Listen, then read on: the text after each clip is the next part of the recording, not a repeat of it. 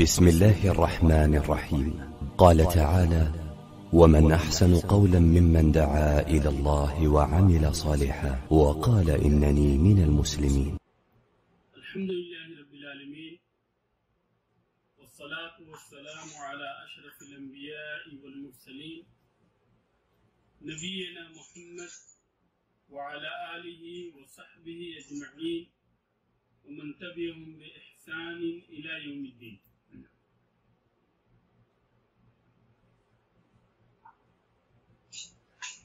سب سے پہلے اللہ تبارک و تعالیٰ کا لاکھ لاکھ شکر ہے کہ اس نے ہمیں، جو لوگ بھی اپنا مائک آن کیے ہوئے سب سے پہلے وہ میوٹ کر لیں اپنے آپ کو تاکہ کسی طرح ڈسٹرب نہ ہو. تو سب سے پہلے اللہ تبارک و تعالیٰ کا لاکھ لاکھ شکر ہے کہ اس نے ہمیں اپنے آخری نبی احمد مجتبیٰ محمد مصطفیٰ صلی اللہ علیہ وسلم کے امتی ہونے کا شرف بخشا. اللہ تبارک و تعالیٰ نے دین اسلام کے 5 ارکان مقرر کیے، جیسے کہ عبداللہ ابن عمر رضی اللہ تعالی عنہ کی حدیث ہے: بنی الاسلام علی 5: شہادت ان لا الہ الا اللہ وان محمد رسول اللہ واقام الصلاۃ وایتاء الزکاۃ والحج وصوم رمضان. اسلام کی بنیاد 5 چیزوں پر قائم: شہادت اللہ الہ الا اللہ، اس بات کی گواہی دینا کہ اللہ تبارک و تعالیٰ کے علاوہ کوئی بھی عبادت کے لائق نہیں، وَأَنَّ محمد رسول اللہ، اور یہ کہ محمد صلی اللہ علیہ وسلم اللہ کے رسول ہیں، وَإِقَامِ الصَّلَاةِ، نماز قائم کرنا، وَإِيتَاءِ الزَّكَاةِ، اور زکوٰۃ دینا، وَالْحَجِّ وصوم رمضان، اور بیت اللہ کا حج کرنا اور رمضان کے روزے رکھنا. تو ہم میں سے ہر کوئی اس بات کو اچھی طریقے سے جانتا ہے کہ اللہ تبارک و تعالیٰ نے ہمارے اوپر زندگی میں ایک مرتبہ حج کو فرض کیا اور اسے اسلام کے ارکان میں سے ایک عظیم ترین رکن قرار دیا. جیسے کہ اللہ تبارک و تعالیٰ کا فرمان ہے: ان اول بیت وضع للناس للذی ببکۃ مبارکا وہدی للعالمین فیہ آیات بینات ومقام ابراہیم ومن دخلہ کان آمنا وللہ علی الناس حج البیت من استطاع الیہ سبیلا ومن کفر فإن اللہ غنی عن العالمین. کہ سب سے پہلا گھر جسے اللہ تبارک و تعالیٰ کی عبادت کے لیے اس روئے زمین کے اوپر قائم کیا گیا، وہ گھر مکہ کے اندر ہے جو کہ مبارک ہے اور دنیا جہاں والوں کے لیے ہدایت کا ذریعہ ہے. اس کے اندر اللہ تبارک و تعالیٰ کی واضح نشانیاں ہیں. اس کے اندر مقام ابراہیم بھی ہے، اور جو کوئی بھی یہاں پہ داخل ہوتا ہے وہ مامون ہوتا ہے. وَلِلَّهِ عَلَى النَّاسِ حِجُّ الْبَيْتِ مَنِ اسْتَطَاعَ إِلَيْهِ سَبِيلًا. اور اللہ تبارک و تعالیٰ کی عبادت کی خاطر، اللہ تبارک و تعالیٰ کی خاطر بندوں کے اوپر حج کرنا فرض ہے، لیکن سارے بندوں کے اوپر نہیں. یہ اللہ تبارک و تعالیٰ کی رحمت ہے کہ اس نے سارے بندوں کے اوپر حج فرض نہیں کیا، بلکہ ان لوگوں کے اوپر اللہ تبارک و تعالیٰ نے حج فرض کیا من استطاع الیہ سبیلا، جن کے پاس حج کرنے کی طاقت ہے، جن کے پاس حج کرنے کی استطاعت. تو یہ کون سے لوگ ہیں جن کے اوپر اللہ تبارک و تعالیٰ نے حج فرض کیا ہے؟ یہ 2 طرح کے لوگ. ایک تو وہ یعنی استطاعت رکھنے والے یہ وہ ہیں جو کہ مالی طور پہ بھی استطاعت رکھتے ہو، مالی طور پہ بھی ان کے پاس حج کرنے کی طاقت ہو، اور ساتھ ہی ساتھ دوسری شرط یہ ہے کہ جسمانی طور پہ بھی، بدنی طور پہ بھی ان کے پاس حج کرنے کی طاقت۔ اگر کوئی انسان مالی طور پہ حج کرنے کی طاقت رکھتا ہے لیکن جسمانی طور پہ حج کرنے کی طاقت نہیں رکھتا تو پھر ایسی صورت میں وہ کسی کو اپنی طرف سے وکیل بنائے گا جو اس کی طرف سے حج کرے گا۔ تو یہاں تک یہ بات سمجھ میں آ گئی کہ اللہ تبارک و تعالیٰ نے ایسے لوگوں کے اوپر جن کے پاس حج کرنے کی طاقت ہے جسمانی طور پہ اور مالی طور پہ، اللہ تبارک و تعالیٰ نے ان کے اوپر حج کو فرض کیا۔ اور یہ زندگی میں چونکہ ایک مرتبہ ہے اس لیے حج کے احکام کو جاننا دوسری عبادتوں کے احکام کے جاننے سے زیادہ ضروری ہے۔ یعنی حج کرنے سے پہلے، حج پہ جانے سے پہلے حج کے احکام کو جاننا، حج کے احکام کو سمجھنا، یہ انسان کے اوپر دوسری عبادتوں کی بنسبت زیادہ واجب۔ کیوں؟ اس لیے کہ حج کے احکام جو ہے عام طور پہ لوگ اس سے ناواقف ہیں، لوگوں کو حج کے احکام کے بارے میں پتہ نہیں، کیونکہ حج جو ہے یہ دوسری عبادتوں کی طرح سے تو ہے نہیں۔ اب جیسے نماز کا مسئلہ ہے تو انسان جو ہے دن اور رات میں 5 وقت کی نمازیں ادا کرتا ہے، اسی طریقے سے زکوٰۃ کا مسئلہ ہے، ہر سال زکوٰۃ ادا کرتا ہے، اسی طریقے سے روزے کا مسئلہ ہے، ہر سال جو ہے وہ روزے رکھتا ہے۔ تو ان احکام کے بارے میں اسے بار بار یعنی اس کو یاد دلایا جاتا ہے اور اس کو بتایا جاتا ہے، اور وہ لوگوں سے سنتا ہے، تقریروں کے اندر، خطابوں کے اندر، اسی طریقے سے گروپ وغیرہ کے میسیج کے اندر بھی ان مسائل کے بارے میں جانتا ہے۔ لیکن حج کا مسئلہ یہ ہے کہ حج جو ہے انسان کے اوپر زندگی میں ایک مرتبہ فرض ہے، اس لیے اس کے لیے ضروری ہے کہ حج کی ادائیگی سے پہلے حج کے احکام کو صحیح طور پہ سمجھ لے۔ اور یہ سمجھنا کیوں ضروری ہے؟ اس لیے ضروری ہے کہ کوئی بھی عبادت اس وقت تک اللہ تبارک و تعالیٰ کے ہاں قبول نہیں ہوتی جب تک کہ ان کے اندر، ان عبادتوں کے اندر، اس عبادت کے اندر 2 شرط نہ پائی جائے۔ پہلی شرط یہ ہے کہ وہ عبادت جو ہے اللہ تبارک و تعالیٰ کے لیے خالص، اور دوسری شرط یہ ہے کہ وہ عبادت نبی کریم صلی اللہ علیہ وسلم کے طریقے کے مطابق۔ تو جب تک کسی بھی عبادت کے اندر یہ 2 شرطیں نہیں پائی جائیں گی وہ عبادت جو ہے اللہ تبارک و تعالیٰ کے ہاں قابل قبول نہیں۔ اور نبی کریم صلی اللہ علیہ وسلم کی سنت کی مطابقت کب ہوگی؟ جب ہمیں نبی کریم صلی اللہ علیہ وسلم کے طریقے کا پتہ ہوگا کہ کس طریقے سے نبی کریم صلی اللہ علیہ وسلم نے حج کیا، کس طریقے سے آپ صلی اللہ علیہ وسلم نے جمرات کی رمی کی، کس طریقے سے آپ صلی اللہ علیہ وسلم نے قربانی کی، کس طریقے سے آپ صلی اللہ علیہ وسلم نے عرفہ کے اندر وقوف کیا، کس طریقے سے آپ صلی اللہ علیہ وسلم نے مزدلفہ کی رات میں نمازیں پڑھی۔ تو یہ ساری چیزوں کا جاننا ہمارے لیے ضروری ہے، تبھی جا کر ہماری یہ عبادت، ہمارا یہ حج جو ہے نبی کریم صلی اللہ علیہ وسلم کے طریقے کے مطابق ہوگا۔ اور جب ہمارا یہ حج نبی کریم صلی اللہ علیہ وسلم کے طریقے کے مطابق ہوگا تو ہمارا یہ حج جو ہے حج مبرور ہوگا۔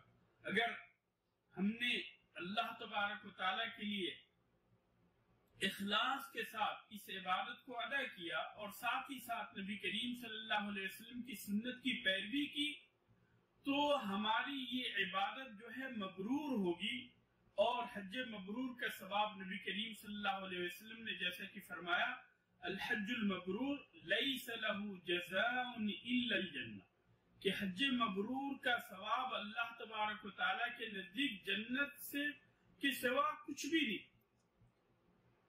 یعنی حج مبرور کا ثواب اللہ تبارک و تعالیٰ کے نزدیک جنت ہی ہے، جنت کے سوا کچھ بھی نہیں۔ لیس له جزاء الا الجنہ، जन्नत ही उसका सवाब है। और यकीनन हम में से जितने भी सारे लोग हैं जो हज का इरादा रखते हैं, हज पे जा रहे हैं, यकीनन हर किसी की यही ख्वाहिश है और हर कोई इसीलिए जा रहा है ताकि हम अल्लाह इस इबादत के जरिए से अल्लाह तबारक व तआला को राजी कर ले और हमारी ये इबादत अल्लाह तबारक व तआला के लिए खालिस हो और हमारी ये इबादत जो है नबी करीम सल्लल्लाहु अलैहि वसल्लम की सुन्नत के मुताबिक हो।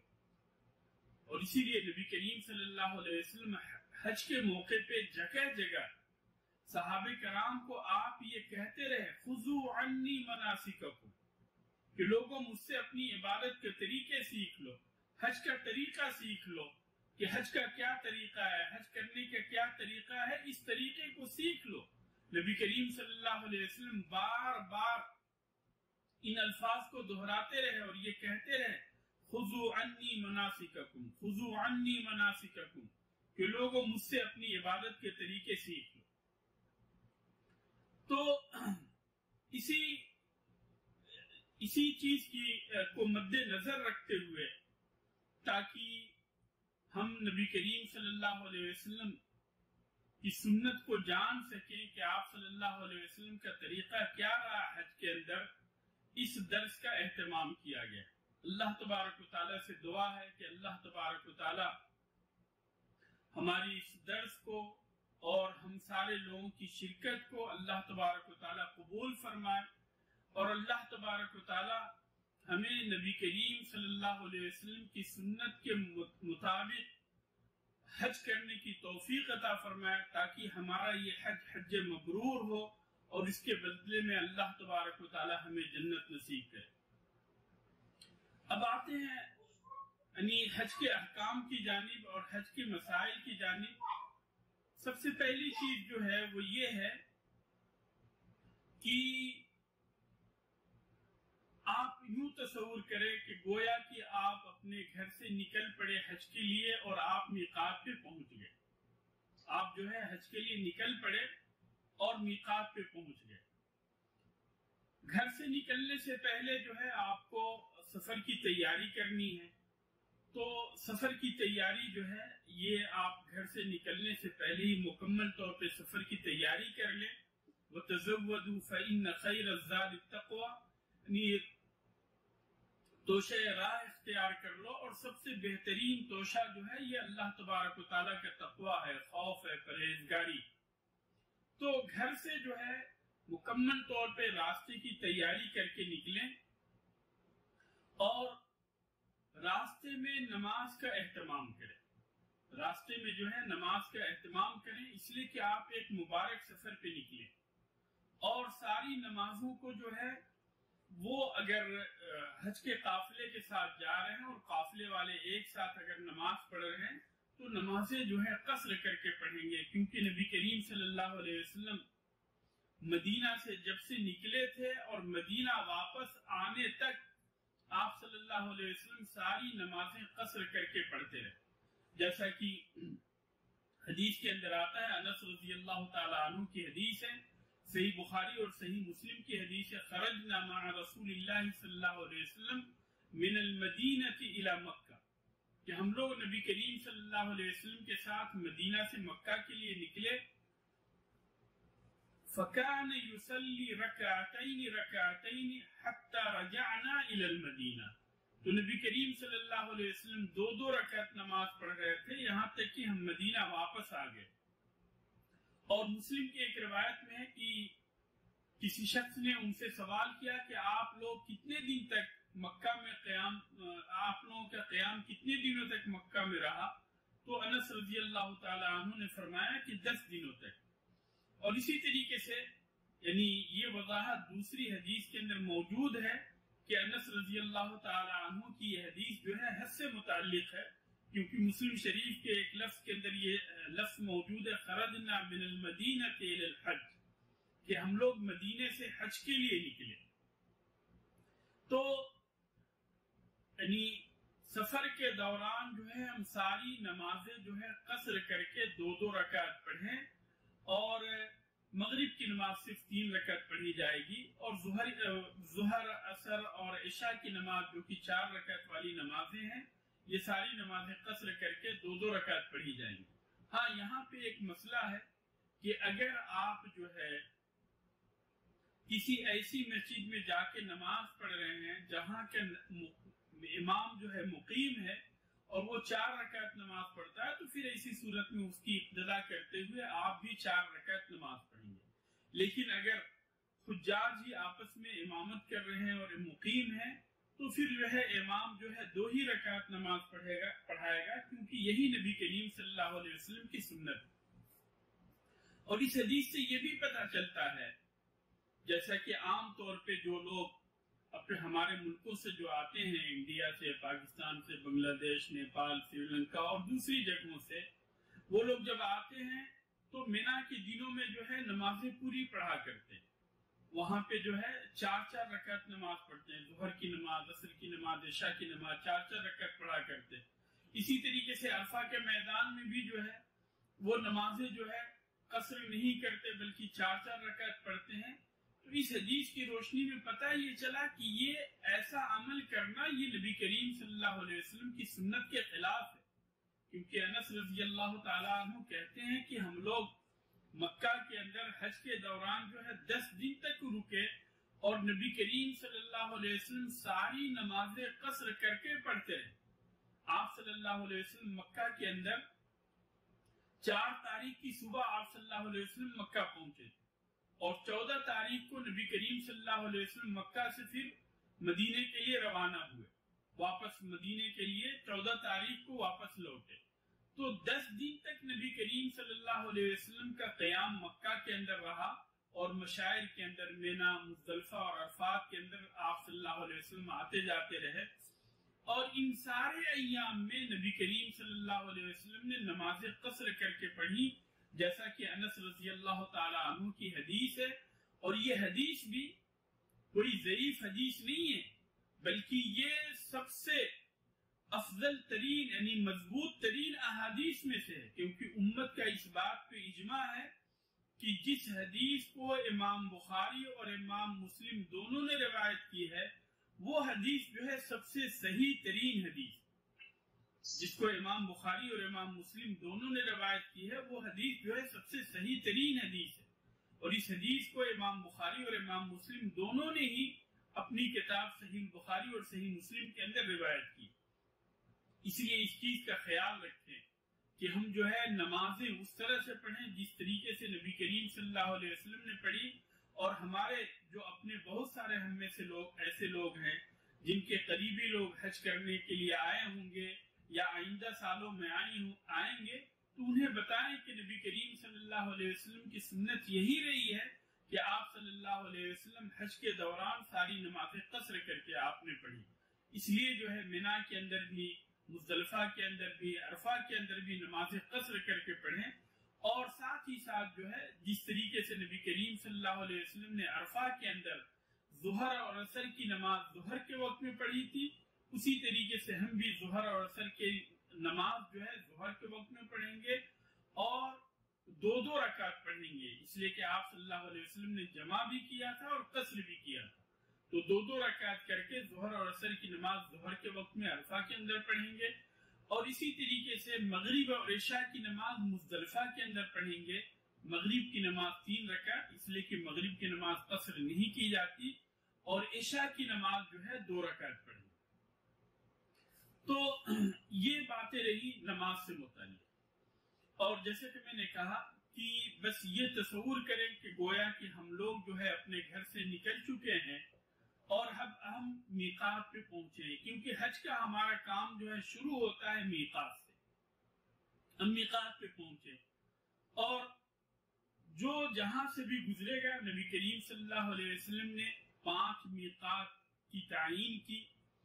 تو جو انسان جس میقات سے بھی گزر رہا ہے، جس میقات سے بھی جو انسان گزر رہا ہے، چاہے مدینے کی میقات ذوالحلیفہ سے گزرے، یا نجد والوں کی میقات جو ہے قرن المنازل سے گزرے، یا اسی طریقے سے شام والوں کی میقات جحفہ سے گزرے، یا یمن والوں کی میقات یلملم سے گزرے، یا عراق والوں کی میقات ذات عرق سے گزرے، جہاں کہیں سے بھی جس جگہ سے بھی گزرے، جب وہ میقات پہ پہنچے تو میقات پہ پہنچنے کے بعد اس کے لیے ضروری ہے کہ وہ وہاں سے یعنی نکلنے سے پہلے حج کی نیت کر کے وہاں سے نکلے، میقات سے نکلے۔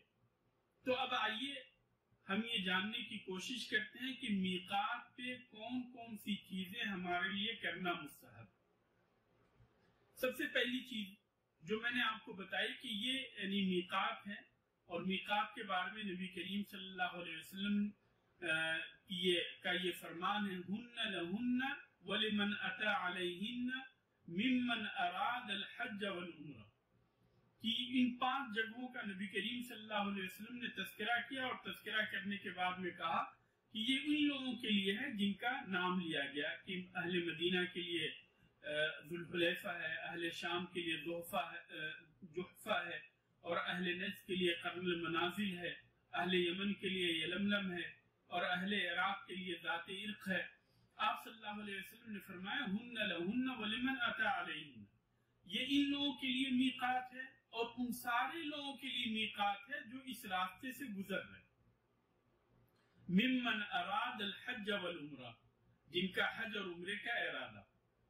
چنانچہ جو کوئی بھی حج اور عمرے کے ارادے سے اس میقات سے گزرے گا، اس کے لیے ضروری ہے کہ یہاں سے حج یا عمرے کی نیت کر کے گزرے۔ بغیر حج اور عمرے کی نیت کرتے ہوئے اگر یہاں سے کوئی گزرتا ہے تو پھر ایسی صورت میں اس نے ایک واجب چھوڑ دیا، جس کی وجہ سے اس کے اوپر دم واجب ہوگا۔ اور خصوصی طور پہ اس حج کے اندر ہمارے ساتھ یعنی بہت سارے حاجیوں کے ساتھ یہ مسئلے ہیں کہ وہ ان کو جو ہے حج پوائنٹ، جیسے مثال کے طور پہ وہ ریاض کے رہنے والے ہیں، دمام کے رہنے والے ہیں، خبر کے رہنے والے ہیں، جبیل کے رہنے والے ہیں، لیکن حج پوائنٹ ان کا جو ہے جدہ ہے۔ تو ایسی صورت میں کیا یہ لوگ جدہ سے احرام باندھ سکتے ہیں؟ ہرگز نہیں، یہ لوگ جو ہے جدہ سے احرام نہیں باندھ سکتے، بلکہ ان کے لیے ضروری ہے کہ جب یہ میقات سے گزریں گے تو احرام باندھتے ہوئے میقات سے گزریں گے، احرام باندھتے ہوئے یہ جدہ جائیں گے۔ اگر فلائٹ سے جا رہے ہیں تو پہلے ہی سے احرام کے کپڑے پہن لیں، اور جب میقات کے قریب پہنچیں گے، فلائٹ کے اندر اعلان ہوتا ہے، اس وقت جو ہے نیت کر لیں۔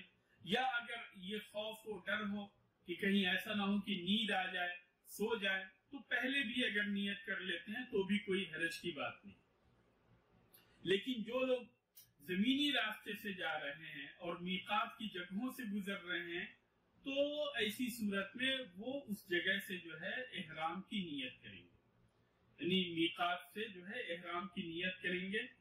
اور میقات کے جو آداب ہیں ان میں سے سب سے پہلی چیز یہ ہے کہ میقات پہ پہنچنے کے بعد میں غسل کریں، غسل کرنے کے بعد میں خوشبو لگائیں۔ یہ خوشبو لگانا جو ہے صرف مردوں کے لیے خاص ہے، جیسا کہ عائشہ رضی اللہ تعالی عنہ کہتی ہیں کہ میں نبی کریم صلی اللہ علیہ وسلم کو ان کو احرام کے لیے خوشبو لگایا کرتی تھی، اور خوشبو کی چمک جو ہے نبی کریم صلی اللہ علیہ وسلم کے بالوں کے اندر بھی دکھائی دیتے تھے احرام کے بعد۔ اسی طریقے سے جو ہے یعنی مرد جو ہے احرام سے پہلے، احرام کی نیت کرنے سے پہلے جو ہے خوشبو لگا لے بدن کے اندر، احرام کے کپڑے میں نہیں، احرام کے کپڑے کے اندر خوشبو لگانا جائز نہیں۔ خوشبو کہاں لگائیں گے؟ جسم میں لگائیں گے، داڑھی کے بال کے اندر لگائیں گے، سر کے بال میں لگائیں گے، اور احرام کے 2 سفید چادر پہنیں گے، احرام کے 2 سفید چادر پہنیں گے۔ اسی طریقے سے جو ہے مسجد کے اندر اگر ہم جا رہے ہیں تو تحیت المسجد پڑھیں گے، یا اگر کوئی فرض نماز کا وقت ہے تو اس نماز کو وہاں پہ پڑھ لیں گے، اور پھر اس کے بعد میں احرام کی نیت کریں گے۔ لیکن خواتین کے لیے جو ہے یہاں پہ ایک غلطی اور بھی ہوتی ہے کہ ہم لوگ یہ سمجھتے ہیں کہ خواتین کے لیے بھی احرام کا کوئی خاص لباس، حالانکہ نبی کریم صلی اللہ علیہ وسلم نے خواتین کے لیے احرام کی کسی بھی خاص لباس کی تعین نہیں کی، بلکہ ان کا عام سا کپڑا ہی ان کا احرام ہے۔ بس شرط یہ ہے کہ اس کے اندر زیب و زینت نہ ہو، اس کے اندر نمائش نہ ہو، اس کے اندر جو ہے بے پردگی نہ ہو، بلکہ وہ کپڑا جو ہے وہ بدن کو ڈھکے ہوئے ہو، بدن کے لیے ساتر ہو، اور ان کے لیے جو ہے نقاب پہننا یہ درست نہیں. نقاب پہننے سے نبی کریم صلی اللہ علیہ وسلم نے منع فرمایا اور برقع پہننے سے بھی نبی کریم صلی اللہ علیہ وسلم نے منع فرمایا. تو برقع سے نقاب جس کے اندر جیسے اپنے ہاں عام طور پہ پہلے جو ہے خواتین جو ہے بوڑھی عورتیں جو ہے پہنا کرتی تھی کہ وہ نقاب آنکھ کے لیے جو ہے پورا چہرہ ڈھکا ہوا آتا تھا اور آنکھ کی جگہ پہ جو ہے صرف سوراخ ہوتا تھا. تو اس کو استعمال کرنے سے نبی کریم صلی اللہ علیہ وسلم نے منع فرمایا. اور اسی طریقے سے جو ابھی یعنی جو خواتین جو ہے نوز پیس استعمال کرتی ہیں تو یہ بھی اسی کے حکم میں ہے. تو اس کو پہننا جو ہے استعمال کرنا ممنوع ہے. لیکن یہاں پہ سوال یہ پیدا ہوتا ہے کہ کیا وہ اپنے چہرے کو کھلا رکھیں گی؟ تو ہاں وہ اپنے چہرے کو کھلا رکھیں گی، لیکن اگر ان کے سامنے سے غیر محرم لوگ گزرتے ہوں یا غیر محرموں کی موجودگی میں ہوں، جیسے بس کے اندر یا اسی طریقے سے آتے جاتے ہوئے حرم آتے جاتے ہوئے، تو پھر ایسی صورت میں ان کے لیے ضروری ہے، سفر کے دوران ضروری ہے کہ وہ اپنے چہرے کو جو ہے دوپٹے کے ذریعے سے کور کریں. اپنے چہرے کو دوپٹے کے ذریعے سے کور کرنا ضروری ہے. اس لیے کہ عائشہ رضی اللہ تعالی عنہ کہتی ہیں کہ ہمارے سامنے سے جب لوگ گزرا کرتے تھے تو ہم اپنے چہرے کو ڈھک لیا کرتی.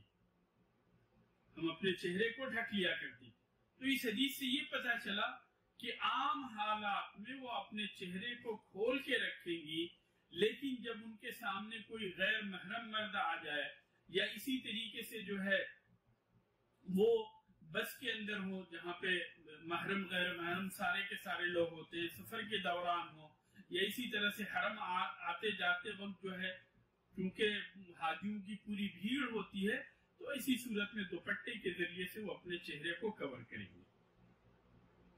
تو میقات پہ جو ہے سب سے پہلی چیز جو ہے سب سے پہلا کام جو کرنا ہے وہ غسل کرنا ہے. پھر اس کے بعد میں جو ہے مرد حضرات جو ہے اپنے بدن کے اندر اور داڑھی کے اندر اور سر کے بال میں جو ہے خوشبو لگائیں گے. خواتین بھی جو ہے ان کو خوشبو لگا سکتی ہیں، جیسے کہ عائشہ رضی اللہ تعالی عنہ نبی کریم صلی اللہ علیہ وسلم کو لگایا کرتی تھی. اور اسی طریقے سے جو ہے اگر مسجد کے اندر جاتے ہیں تو 2 رکعت تحیۃ المسجد پڑھیں گے، یا اگر فرض نماز کا وقت ہے تو فرض نماز پڑھ لیں گے اور مسجد ہی سے جو ہے احرام کی نیت کر لیں گے.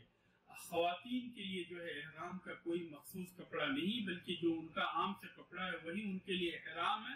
شرط یہ ہے کہ اس کے اندر جو ہے زیب و زینت نہ ہو، نمائش نہ ہو اور اس کے اندر بے پردگی نہ ہو، بلکہ وہ کپڑا جو ہے ان کے پورے جسم کو صحیح طور پہ ڈھانپ رہا ہو، تو اسی کے اندر جو ہے وہ احرام کی نیت کریں گے اور اپنے چہرے کو غیر محرم کے سامنے جو ہے اپنے چہرے کو دوپٹے کے ذریعے سے کور کریں گے. یہاں سے جو ہے ہم احرام کی نیت کریں گے. سوال یہ ہوتا ہے کہ کس چیز کی نیت کریں گے، عمرے کی نیت کریں گے یا حج کی نیت کریں گے؟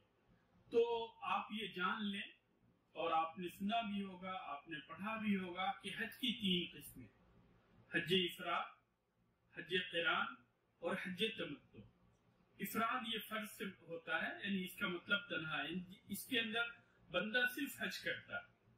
اور حج قران کا مطلب ہوتا ہے، قران کا مطلب ہوتا ہے ملانا.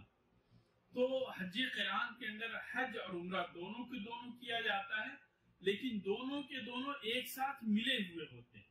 حج اور عمرہ جو ہے دونوں ایک ساتھ ملے ہوئے ہوتے ہیں، اور جب سے نیت کریں گے اسی وقت سے آپ احرام کے اندر داخل ہو جائیں گے، اور 10 تاریخ کو ہی آپ جو ہے احرام سے فارغ ہو سکتے ہیں، اس سے پہلے احرام سے فارغ نہیں ہو.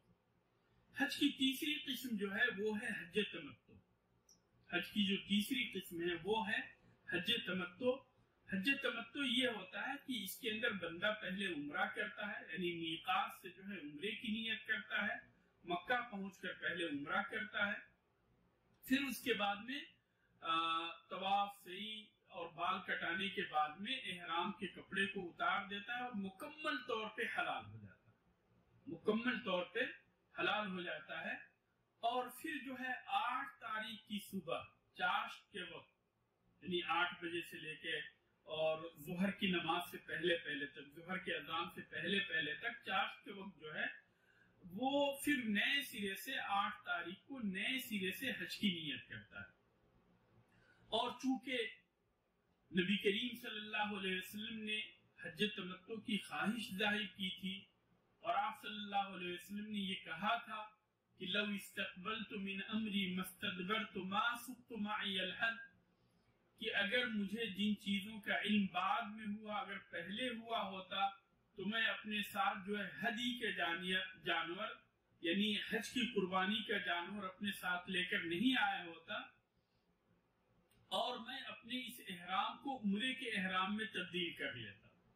لیکن چونکہ نبی کریم صلی اللہ علیہ وسلم اپنے ساتھ ہدی کے جانور کو یعنی حج کی قربانی کے جانور کو آپ صلی اللہ علیہ وسلم اپنے ساتھ لے کر گئے تھے، اس لیے آپ صلی اللہ علیہ وسلم نے حج قران کیا.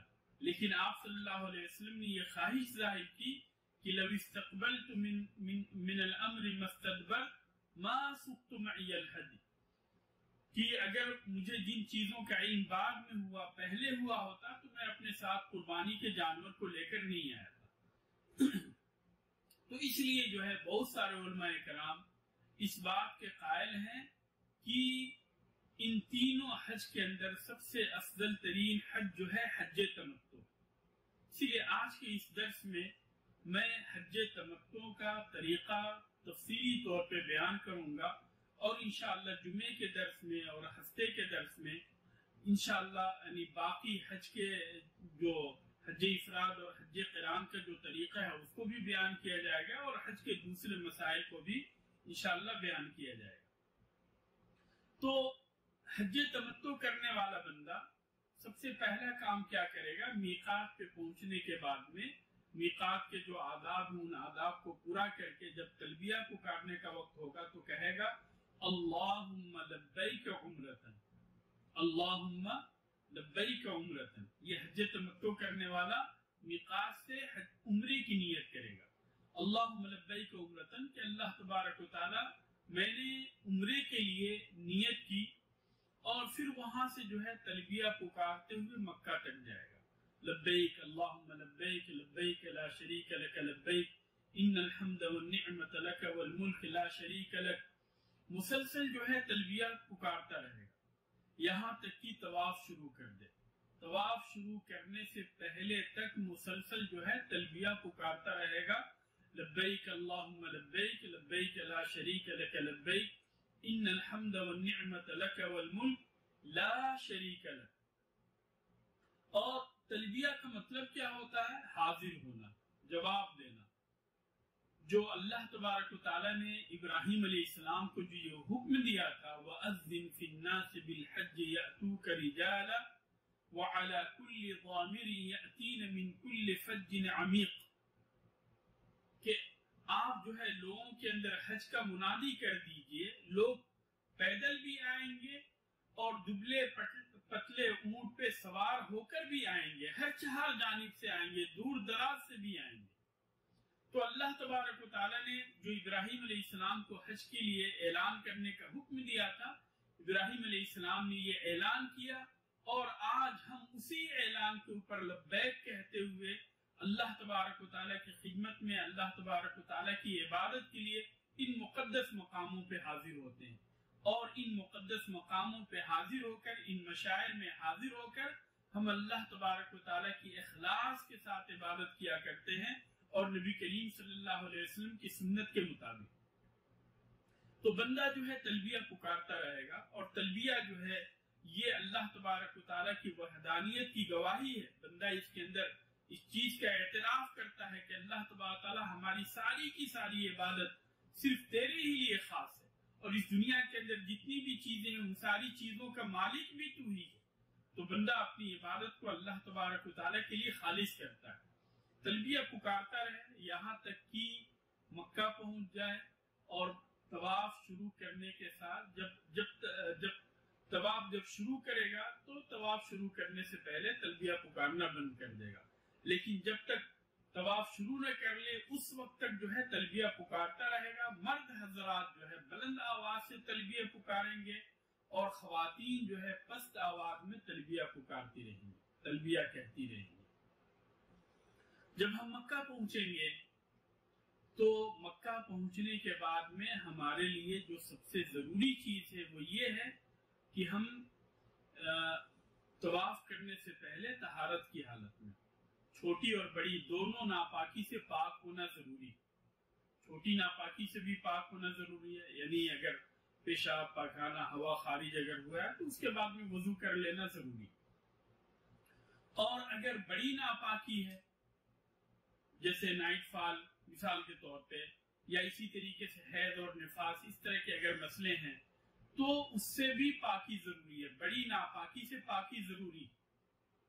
اور مسئلہ یہی ہوا تھا کہ جب عائشہ رضی اللہ تعالی عنہ مکہ پہنچی تو وہ جو ہے ناپاک ہو گئی، اور اس کے بعد میں جو ہے وہ خیمے کے اندر، اپنے خیمے کے اندر موجود تھی اور رونے لگی۔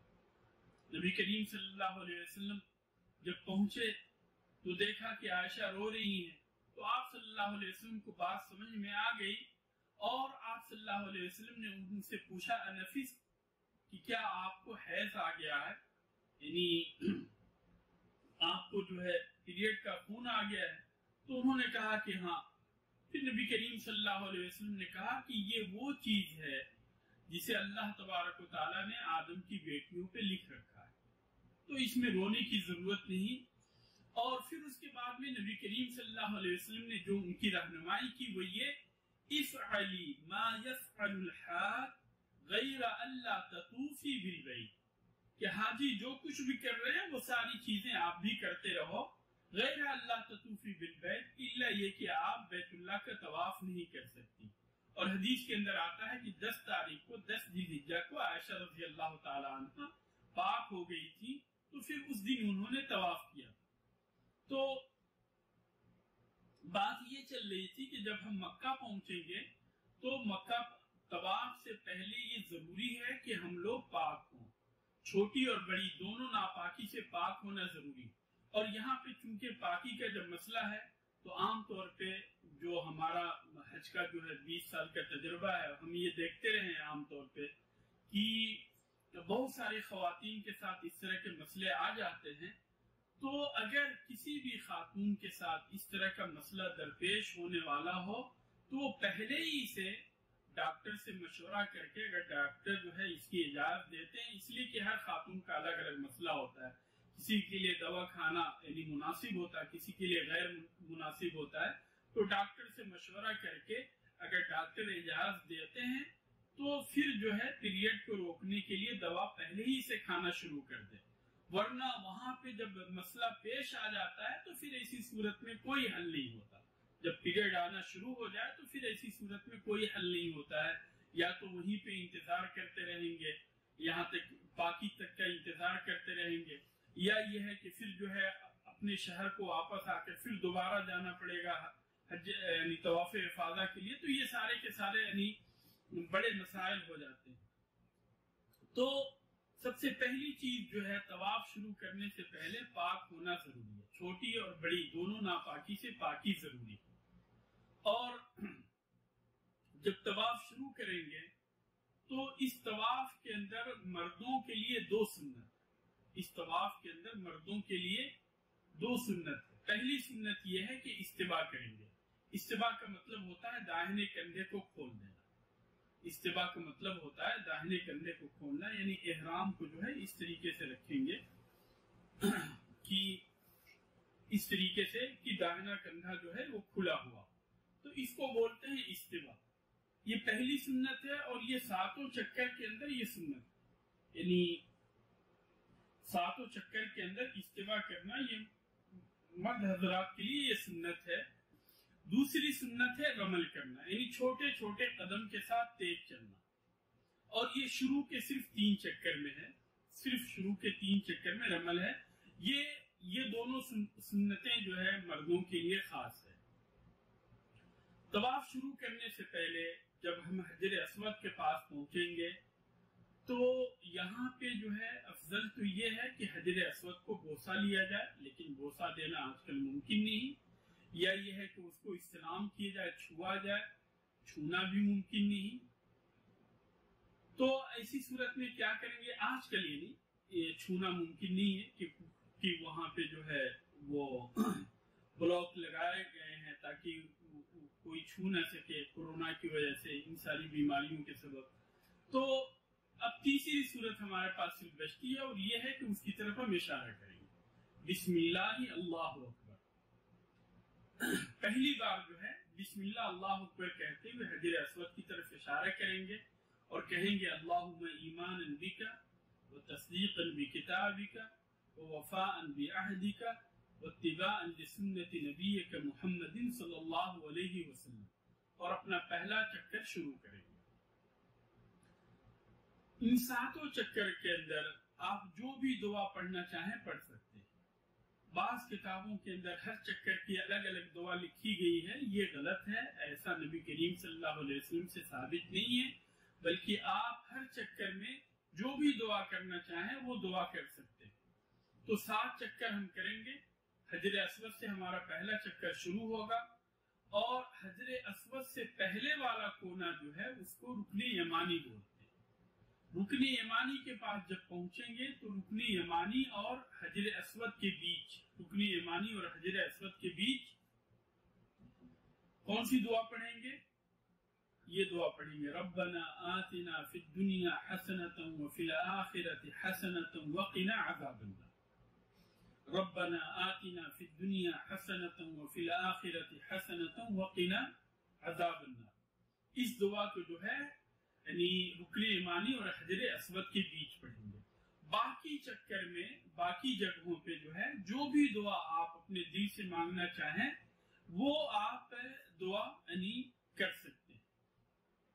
जी, तवाफ शुरू करते हुए जो दुआ करनी है, बिस्मिल्लाहि अल्लाहु अकबर अल्लाहुम्मा ईमानन बिका व तस्दीकन बिकिताबिका व वफाअन बिअहदिका व इत्तिबाअन लिसुन्नति नबिय्यिका मुहम्मदिन सल्लल्लाहु अलैहि वसल्लम।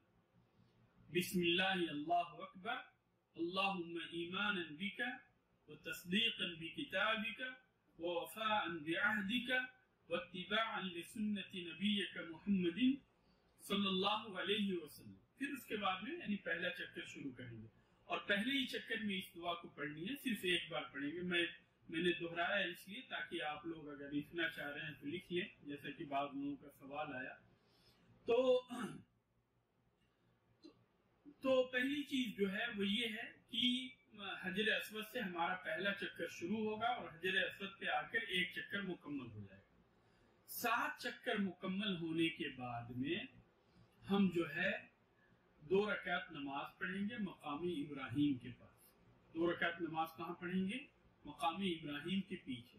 वत्तखिज़ू मिन मकामी इब्राहिम मुसल्ला, कि मकामी इब्राहिम को जाए नमाज बना। लेकिन यहाँ पे एक सवाल पैदा होता है, हज के दिनों में रश होता, तवाफ करने वालों की भीड़ होती है, तो ऐसी सूरत में क्या हमारे लिए ये जायज है कि हम मकामी इब्राहिम के पास नमाज पढ़ें? हरगिज़ नहीं। हमारे लिए बिल्कुल भी दुरुस्त नहीं है कि हम मकामी इब्राहिम के पास नमाज पढ़ें। बल्कि मैं शेख इब्न उसैमीन रहमहुल्लाह की किताब पढ़ रहा था, शेख ने फरमाया कि अगर कोई इंसान जो है यहाँ पे नमाज पढ़ रहा है और इसकी वजह से जो है तवाफ करने वालों को परेशानी हो रही है, तो ऐसा इंसान जो है जालिम है और ऐसा इंसान गुनहगार है। और अगर कोई इंसान जो है इसके ऊपर से छलांगते हुए, फांकते हुए, या ये है कि इसको धक्का देते हुए अगर गुजर जाता है, तो वो जो है गुजरने वाला इंसान गुनहगार नहीं होगा, बल्कि ये नमाज पढ़ने वाला शख्स गुनहगार होगा, इसलिए कि इसने यानी तवाफ करने वालों का हक मांगा। इसलिए आप जो है बैतुल्लाह के अंदर, मस्जिद हराम के अंदर कहीं पे भी तवाफ की 2 रकात नमाज पढ़ सकते हैं। इसलिए जो है वहीं पे इसरार के साथ नमाज पढ़ना ये यानी दीन की समझ नहीं बल्कि नासमझी की अलामत।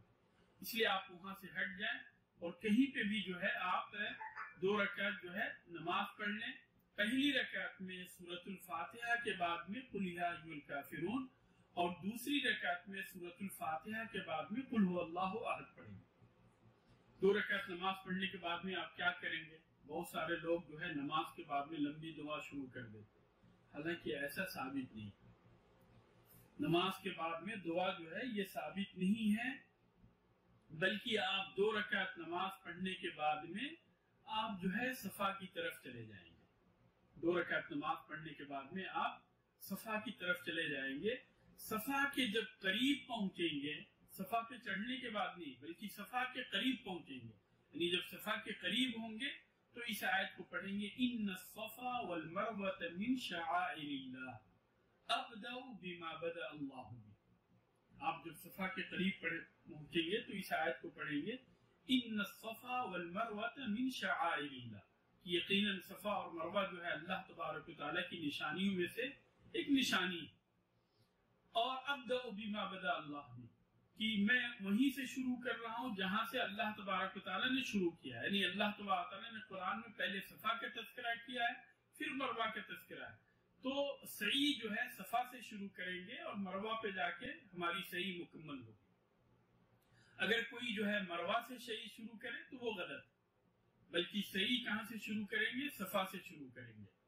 صفا پہ جب ہم چلے جائیں گے، صفا پہاڑی پہ جب ہم پہنچیں گے تو پہاڑی پہ پہنچنے کے بعد میں اپنے چہرے کو قبلے کی طرف کریں گے، قبلے کی جانب اپنا چہرہ کریں گے، دونوں ہاتھوں کو اٹھائیں گے اور لا الہ الا اللہ واللہ اکبر، لا الہ الا اللہ وحدہ لا شریک لہ، لہ الملک ولہ الحمد وہو علی کل شیء قدیر، لا الہ الا اللہ وحدہ انجز وعدہ ونصر عبدہ وہزم الاحزاب وحدہ.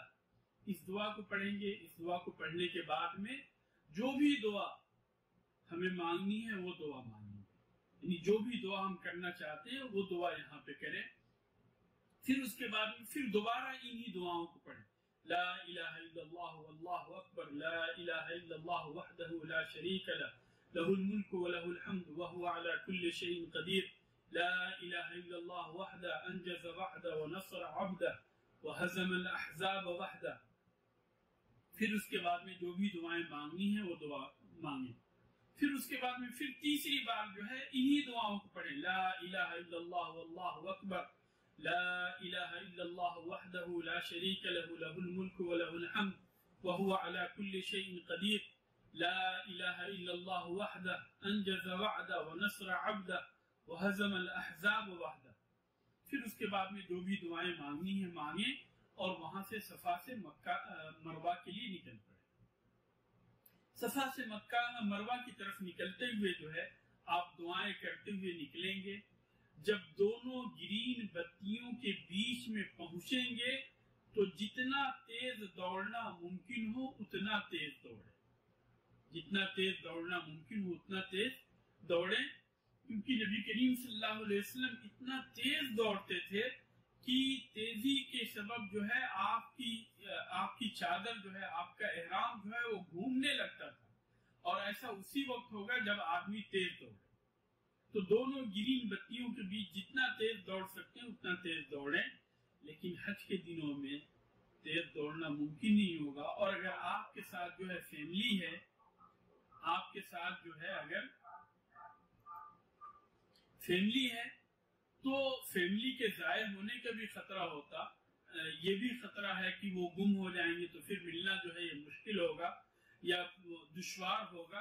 تو ایسی صورت میں جو ہے آپ ان کے ساتھ آہستہ آہستہ بھی جا سکتے ہیں، یعنی دوڑنا جو ہے اس سنت کو چھوڑ کر جو ہے آپ جو ہے فیملی کی حفاظت کی خاطر جو ہے آپ آہستہ آہستہ بھی ان کے ساتھ جا سکتے ہیں. کوئی حرج کی بات نہیں، کوئی حرج کی بات نہیں.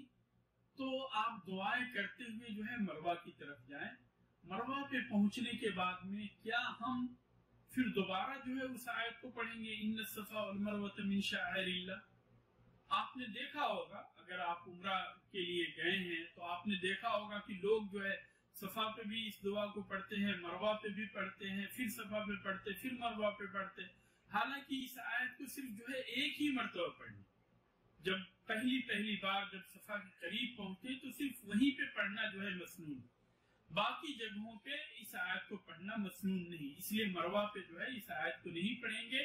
بلکہ مروہ پہ وہی دعائیں کریں گے جو دعائیں آپ نے صفا پہ کی تھی، اور اپنی دل سے جو بھی دعا کرنا چاہیں ان کے علاوہ ان دعاؤں کو کریں گے، یعنی اپنے ہاتھوں کو اٹھائیں، قبلے کی طرف اپنا چہرہ کرے، اپنے دونوں ہاتھوں کو اٹھائیں اور پڑھیں لا الہ الا اللہ واللہ اکبر، لا الہ الا اللہ وحدہ لا شریک لہ لہ الملک ولہ الحمد وهو على كل شيء قدیر، لا الہ الا اللہ وحدہ انجز وعدہ ونصر عبدہ وہزم الاحزاب وحدہ۔ یعنی ان دعاؤں کو 3 مرتبہ دہرائیں اور اس بیچ میں جو بھی دعا آپ کرنا چاہیں کریں، کیونکہ آپ کو معلوم ہونا چاہیے کہ یہ وہ جگہیں ہیں جہاں کی دعائیں قبول ہوتی ہیں۔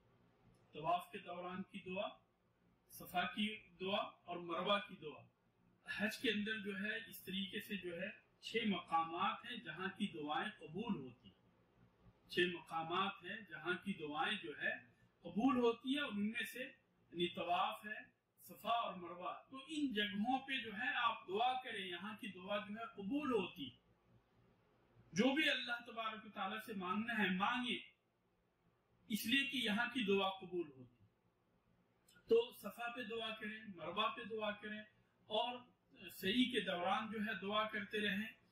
یہاں پہ ایک چیز بتا دوں کہ طواف کے دوران جو ہے باوضو ہونا ضروری ہے، یعنی اگر طواف کے دوران اگر وضو ٹوٹ جائے، مثال کے طور پہ 2 چکر کرنے کے بعد میں تیسرے چکر کے دوران جو ہے اگر وضو ٹوٹ گیا تو اسی صورت میں جا کر وضو بنا کر آئیں گے اور پھر جو ہے حجر اسود سے تیسرا چکر شروع کریں گے۔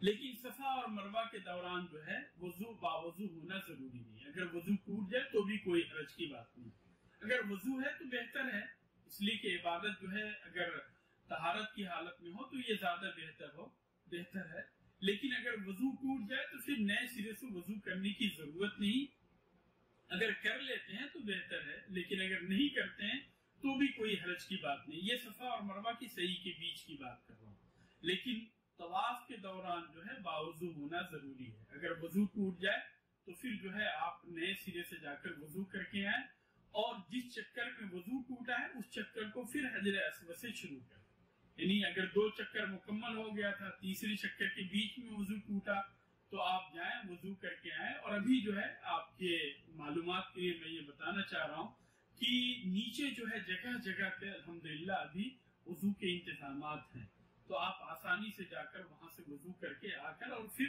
اپنی یعنی طواف کو جو ہے پھر حجر اسود سے شروع کر سکتے ہیں۔ تو اگر تیسرے چکر میں آپ کا وضو ٹوٹ گیا تھا تو وضو کر کے آئیں، اور پھر تیسرے چکر کو جو ہے آپ حجر اسود سے شروع کریں۔ اور صفا اور مروہ جو ہے سعی کے بیچ جو ہے یعنی باوضو ہونا ضروری نہیں، لیکن اگر وضو سے ہے تو بہتر ہے۔ صفا سے آپ نے سعی شروع کی تھی، مروہ پہ جا کے آپ کا 1 چکر ہوا، صفا پہ جب واپس آئیں گے تو 2 چکر ہو جائے گا، پھر مروہ پہ جائیں گے تو 3 چکر ہوگا، تو اس طریقے سے 7واں چکر جو ہے آپ کا مروہ پہ جا کے مکمل ہوگا۔ اور اگر آپ کی سعی جو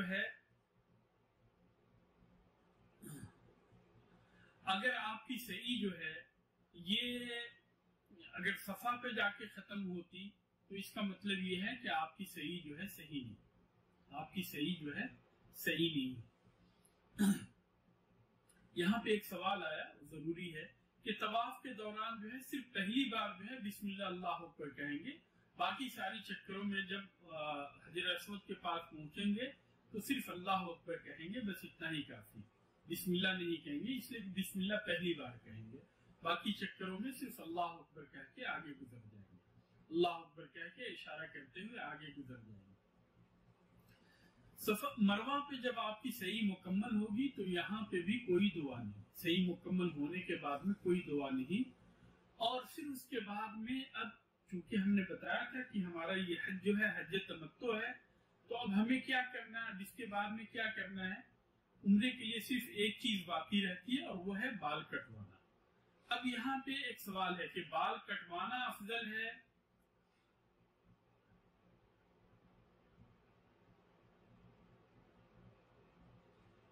کہ یہاں پہ بال کٹوانا افضل ہے یا یہ ہے کہ بال منڈوانا افضل ہے؟